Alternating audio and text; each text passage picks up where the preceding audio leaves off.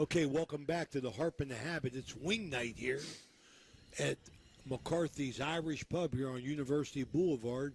Ray Suckots, Phil Rujak. This is our Catholic Central High School Coach Eric Meek session, sponsored by the National Colloid Company, longtime sponsors of the Crusaders. They're invested there. Coach, welcome to the show. Thanks for coming in. You're 4-2, Coach. You bounce back, you get a big win at Belpre. Let me tell you something, Raymond. I've eaten a lot of wings in my life. Do you believe me? Absolutely, Coach. You know, Ray and I go back to the Stampede. Remember them days? Right, brother. We got all kinds of secret stories. We have more than wings here. Nobody can know. But, hey, best wings around. And I've eaten a lot of wings in my life. If you haven't had the wings here. Very complimentary. I'm sure Chris McCarthy would appreciate that. We haven't seen Chris. He usually takes Wednesday off. I think it's because of us. Well, his boy's playing out of Connaughton Valley. He's an 8th grader. How's he doing? He's good. He's a good tailback. Good to hear. Maybe that's good to where hear. Chris is at. Good to hear. So if you haven't had these wings, get here.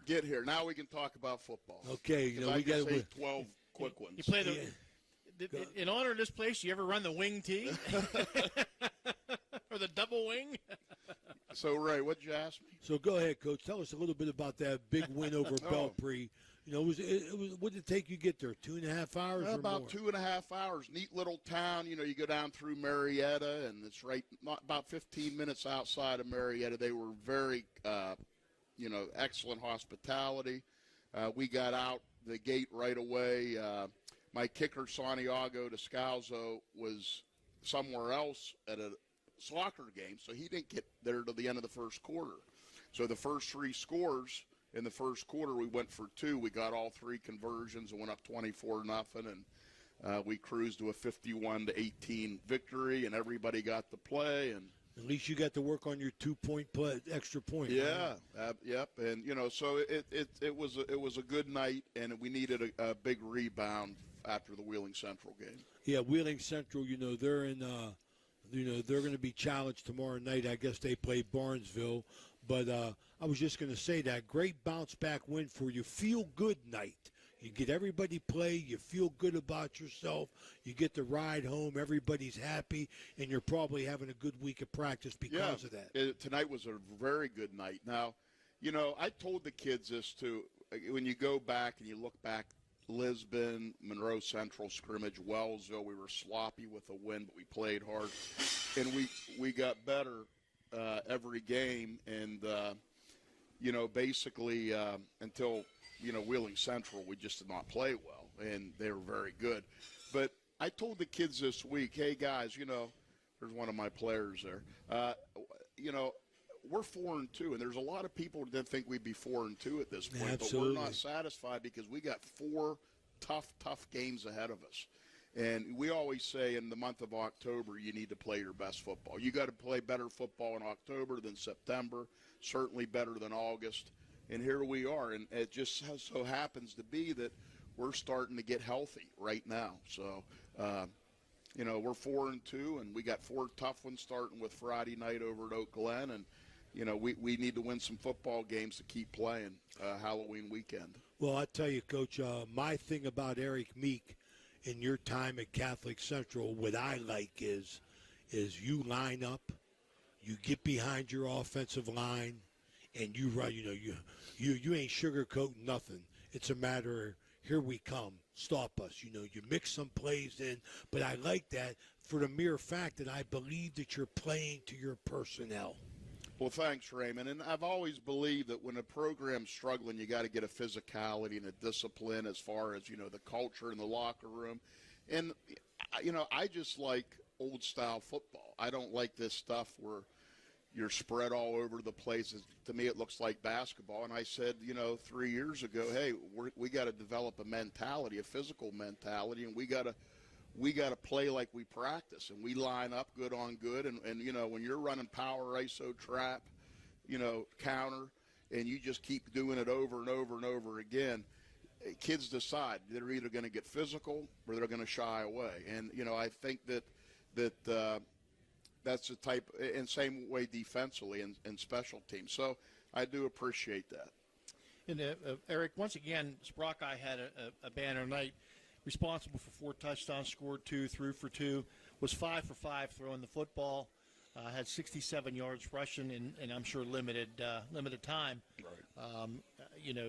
Again, he's proven to be such a stellar player and such a solid player for you guys over the last 2 years. Now, Phil, you know me well, and Raymond, you know me well. Dan, Phil, you know me, really yes. well. And I'm a really nice guy, of yes. course. But I do get a little bit heated at practice, and sure. sometimes it's It real. happens. It happens. Sometimes, to be honest, the kids, I think, know this a little bit. It's an act. Mm-hmm. It just, you got to push the buttons at every moment. I have fun with them as well. But, I told Matthew today, I was giving him a play in the offensive huddle. I said, Matthew, because this group's the first group, these 7, well, there's, I think, 3 of the 7 that have been with me all 4 years. And I said, Matthew, I just thought of something. I've never yelled at you. And I'm going to do it now. He started laughing. He goes, I don't think you have. So, but that's the type of kid he is. He just shows up every day, and I don't know how he has escaped getting yelled at least one time by me, but I just realized that today, and we kind of he's a good back. He can scamper all over the place. Right. Right. Well, Phil, that's a point that I want to touch on because I can't say enough good things about Sprockeye. I mean, like his grandpa Herbie was my coach at Central, and I'm friends with his father Brian. But this Matthew Sprockeye, he slips tackles better or as good as anybody I've ever seen. What is he, 125 pounds, and he runs tackle to tackle, and if he gets to the sideline, he's gone, and it's been a pleasure watching him for 4 years, and I don't want to talk more about him because I don't want to jinx the kid because I want him to keep on going forward and stuff, but you've had some guys, Coach, step up for you and really, now I don't know his name, but I like him a lot. The offensive lineman, number 72. I mean, I think that this kid is really coming on for you. That's Alex Fedorov, a big kid. He was a JV player a year ago, and to be quite frank with you, I didn't know if he'd start this year. And he started on both sides of the ball, left tackle and defensive end, and he's done a great job, as has because, that position was open. That was Cam Bradley's position a year ago, who's graduated. Johnny Kostecki's back at the left guard. Kostecki, Mascio. I mean, you got some guys in there that are really doing the dirty work, and they're taking a lot of pride in it. I mean, I can't say enough good things about the interior line because they're playing week in, week out. They're coming off the ball and they're playing. And now you got another freshman who I think is going to give you a little jitterbug action, and that's Davion Thorne. Yep. You had mentioned Nick Mascio at center. The right guard's Braylon Wilson, only a sophomore. Nick and Johnny are just juniors, and then our right tackle is senior James McKinnis. Our tight ends are a sophomore and a freshman, Matty Jones and Seth White. And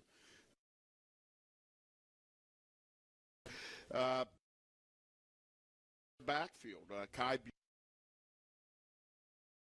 Ryan Holsworth's done a great job, a junior at tailback. And we got a kid coming back this week who's been out for about 4 games, another junior, Nate Irvin.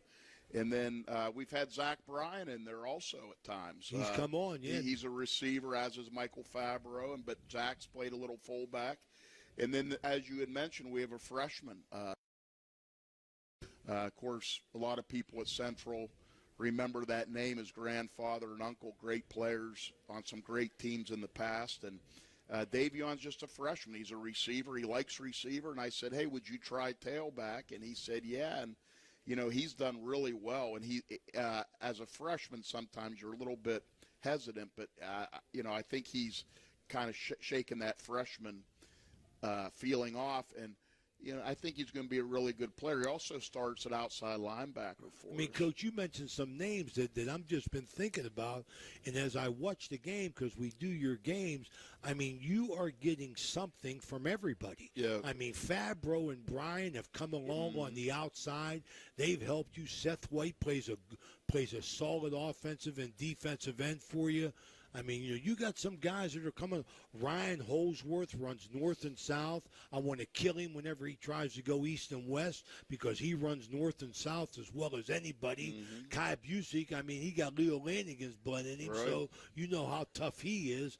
I mean, I just like how your team is coming along. And we are still youthful. I don't want to say young anymore, but, we only have 7 seniors. We have, of course, Matthew Sprocki and Zach Bryan. Those two at the skill positions are going to be tough to when we lose them. James McKinnis, a lineman, and Alex Fedoroff and Justin Rowe, 3 linemen. Then our 2 kickers, Santiago Descalzo and J.P. Gesser. The other 24 kids on the roster are all freshmen, sophomores, and juniors.